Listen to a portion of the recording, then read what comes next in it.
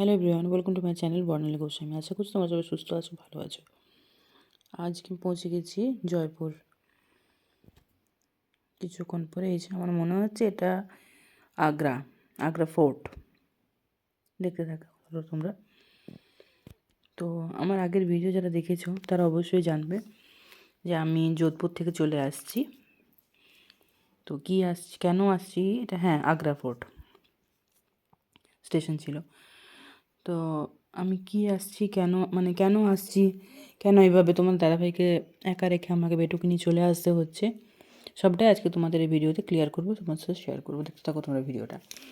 আর ভিডিওটা ভালো লাগলে অবশ্যই লাইক, শেয়ার, কমেন্ট আর মনে হলে সাবস্ক্রাইব করে দিও। তো আমাকে আসতে হচ্ছে এই জন্যে যে তোমরা যারা বাঁকুড়ার তারা অবশ্যই জানবে যে বাঁকুড়ার ব্রজরাজপুরে শ্যামসুন্দরের মন্দির আছে, খুব বিখ্যাত মন্দির। তো প্রতি বছর ফাল্গুন মাসের 6 তারিখ, 7 তারিখ এবং 8 তারিখ এই 3 দিন আমাদের সেবা থাকে। মানে শ্যামসুন্দরের সেবা প্রতিদিনই চলতে থাকে, কিন্তু ওই যে বলে না পাঁচা, আজকের ওদের পাঁচা, কাল তাদের পাঁচা, এইসব। তো আমার শ্বশুরবাড়ির প্রতি বছরে 6 তারিখ, 7 তারিখ, 8 তারিখ এই 3 দিন পাঁচা সেবা থাকে। মানে আমরা এই 3 দিন শ্যামসুন্দরের সেবা করার সুযোগ পেয়েছি। যাই হোক, তো সেই জন্য এই এই এই 3টে দিন আমরা মানে সবাই বাড়ির যারা বাইরে আছে সবাই মোটামুটি আসার চেষ্টা করে, যদি খুব না কাজ পড়ে যায়। তো এইটা সময়টা আমরা সব ওই মন্দিরেই সমস্ত কিছু হয় আর কি। মন্দিরে মন্দিরে সারাদিন কাটানো হয় শ্যামসুন্দরের কাছে। খুব আনন্দ ফুর্তি হয় ওখানে। ওখানে দাদাভাই যেহেতু এবার ছুটি পায়নি, সেহেতু আমি আর বেটু এসছি এবারে। তো এটা ছাড়াও আরও 2-1টা কাজ আছে, পরে পরে তোমাদের সাথে সবটাই শেয়ার করব, দেখতে থাকো তোমরা। আর আমাকে আসতে লেগেছে পুরো একটা দিন 2টো রাত। মানে 16 তারিখ রাতে আমি চেপেছি, রাত 12টার সময় ট্রেন ছেড়েছে যোধপুর থেকে। 17 তারিখ গোটা দিন রাত, 18 তারিখ সকালে আমি পৌঁছেছি। তো কথা বলতে বলতে দেখো পৌঁছে গেছি, এটা যতদূর সম্ভব ইটাবা, ইউপি। হ্যাঁ, এটা ইটাবা, ইউপি। তো আমরা সবাই জানি যে ভারতবর্ষে সবথেকে বেশি মানে ধান উৎপাদন হয় ইউপিতে। তো সত্যি দেখলাম ট্রেনে আস্তে আস্তে দেখলাম যে মানে সত্যি ক্ষেতগুলো, এই যে এখন সর্ষে বোনা আছে, তো ক্ষেতের পর ক্ষেত, মানে যতদূর তাকাচ্ছে শুধুমাত্র এখন হলুদ হয়ে গেছে সর্ষে সময়। তো মানে তোমরাও দেখতে পাবে চারদিক খালি সবুজ আর সবুজ। কথা বলতে বলতে পৌঁছে গেছি কানপুর স্টেশনে। কানপুরে আমার সামনের যিনি ছিলেন ভদ্রমহিলা, উনি নেমে গেলেন, ওনার ওই পর্যন্তই আসার ছিল, উনি কানপুরে নেমে গেলেন। তো তারপরে এই যে মির্জাপুর মনে হয় পৌঁছে গেছি। হ্যাঁ, মির্জাপুর, এটা মির্জাপুর, হ্যাঁ মির্জাপুর। তো মির্জাপুর পৌঁছতে আমার বেজে গেছিলো মোটামুটি ওই 7:30 8টা। তো যেটা বলার, কানপুর থেকে স্টেশন থেকে এত মানে প্যাসেঞ্জার উঠেছিল ট্রেনটায়, এতটা উঠেছিল ধারণার বাইরে। কারণ ছিল সেদিনটা ওই ইউপি পুলিশ পরীক্ষা ছিল। তো আমার সিট ছিল ইয়েতে, 3rd এসিতে, তবুও প্রচুর ভিড় ছিল। তো কথা বলতে বলতে আমি নেমে গেছি দেখো হাওড়াতে, 6:30টার মতো বাজে, 18 তারিখ হাওড়াতে নেমে গেছি। তো জিনিসপত্র ব্যাগ নিয়ে আমার অসুবিধা হচ্ছিলো, আমি একটু কুলি নিয়ে নিয়েছিলাম। ওই যে সামনের কুলি আমার ব্যাগগুলো নিয়ে যাচ্ছে,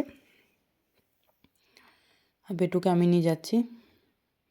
ভাইকে আসতে বলেছি, ভাই আসবে। আমি ততক্ষণ ওই ওয়েটিং রুম যে থাকে স্টেশনে তখন বসছিলাম। নেমে গেছি হাওড়াতে, এবারে হাওড়া থেকে আবার যাবো। তো ভাই চলে আসার পরে আমি ট্যাক্সিতে বসে পড়েছিলাম। এই যে ভাই, বেটু আর আমি ট্যাক্সিতে বসে পড়েছি। হাওড়ার থেকে যাচ্ছি আমরা এসপ্ল্যানেড, ধর্মতলা। ওখান থেকে বাস ধরবো, তারপরে যাবো বাড়ি। দেখা যাক কী বাস পাই না পাই। তো একটা বাস মানে ইয়েতে দেখেছিলাম, নেটে দেখেছিলাম যে 8:30টার সময় একটা বাস আছে, সেটার জন্য একটু তাড়াহুড়ো করে আমরা বেরিয়ে গেলাম। বাসটা ছিল কলকাতা থেকে বাঘমুন্ডি, পুরুলিয়া। যেহেতু বাঁকুড়া হয়ে যাবে, তো আমি বাঁকুড়ায় নেমে পড়বো। তো ভাইকে ডেকেছিলাম যে তুই আয়, কারণ আমি অতগুলো ব্যাগ বেটু নিয়ে আমার একটু অসুবিধা। তো ভাই বলে ঠিক আছে দিদি, তুই দাঁড়াবি, আমি আসবো। ঠিক আছে। তো আমি ট্রেন থেকে নেমে, তোমরা দেখতে পেলে কুলিকে নিয়ে আমি চলে এসেছিলাম ওয়েটিং হলে। ওয়েটিং রুমের ভেতরে ভিডিও করা অ্যালাউ ছিল না বলে মানে ভিডিও করতে পারিনি। তো ওখানে একটুক্ষণ ছিলাম, ফ্রেশ হয়ে বেটুকে একটু ফ্রেশ করিয়ে তারপরে ভাই এসেছিলো, তার মধ্যে ভাই চলে এসেছিলো, ভাইকে নিয়ে আমরা বেরিয়ে পড়েছিলাম। তো আমি যে ওয়েটিং রুমটায় ছিলাম, হাওড়া স্টেশনে 2 রকম ওয়েটিং রুম আছে। একটা আছে মানে দোতলাতে, 10 টাকা পার ঘন্টা পার পারসন, ঠিক আছে। আর একটা আছে যেটা আমি ছিলাম, 50 টাকা পার ঘন্টা পার পারসন। তো আমি দেখলাম ওই ব্যাগপত্র নিয়ে আমাকে উপরে উঠতে হবে, আবার নামতে হবে কিছুক্ষণের মধ্যে, কেন ভাই তো কলকাতায় তো থাকে, ও কলকাতা থেকে মানে ওর আসতে বেশিক্ষণ লাগবে না। আমি দেখলাম আবার উঠবো, আবার নামবো, তার থেকে কিছুক্ষণ থাকবো। 1 ঘন্টাও তো ছিলাম না, দুজন বেটু আমি, তো নিচেরটাতেই ছিলাম। আর যেহেতু মানে 10 টাকা ঘন্টা যেটা, সেটার বাথরুম বা থাকার জায়গা কেমন হবে সেটা নিশ্চয়ই তোমরা আন্দাজ করতে পারছো। আর 50 টাকা যেটা থাকবে সেটাও তো আমরা আন্দাজ করতে পারতো। তো যেটা যাই হোক, যেটা 50 টাকা ছিল সেটাতে ভালো পরিষ্কার ছিল। কথা বলতে বলতে দেখো বাসে উঠে পড়েছিলাম, আর এখন আমি পৌঁছে গেছি শক্তিগড়ে। শক্তিগড়ের পরিচিত কী বলো তো, বিখ্যাত কী নিয়ে? আশা করছি জানো তবে সবাই। একদম ঠিক বলেছো, ল্যাংচা। শক্তিগড়ের ল্যাংচা খুব বিখ্যাত। এখানে দোকানগুলোর নাম মানে এত সুন্দর সুন্দর নাম দিয়ে আছে, কি বলবো তোমাদের। তো যাই বাসে চেপেছিলাম, তারপরে তোমার সাথে কিছু ভিডিও শেয়ার করেছিলাম, কিন্তু লাস্ট আস্তে আস্তে আমার আর মানে শরীরে ক্ষমতাও ছিল না, শরীরে প্রচণ্ড ক্লান্ত লাগছিল অতটা রাস্তা জার্নি করে। আর ফোনের ব্যাটারিও আমার শেষ হয়ে আসছে, তার জন্য তোমার সাথে লাস্টের দিকের মানে কখন নেমেছি, নেমে পরে মানে কখন বাড়ি পৌঁছেছি বা তারপরে কী করলাম না করলাম, তার সঙ্গে তোমাদের কিছু ভিডিও শেয়ার করতে পারিনি, কারণ এসে পরে আমার ফোনে চার্জ শেষ হয়ে গেছিলো, আমার শরীরে প্রচণ্ড মানে কষ্ট হচ্ছিলো। তো এসে পরে যাই হোক 4টের দিকে বাড়ি পৌঁছেছি। এসে পরে স্নান টান করে খাওয়া দাওয়া করে আর একটু শুয়ে পড়েছিলাম।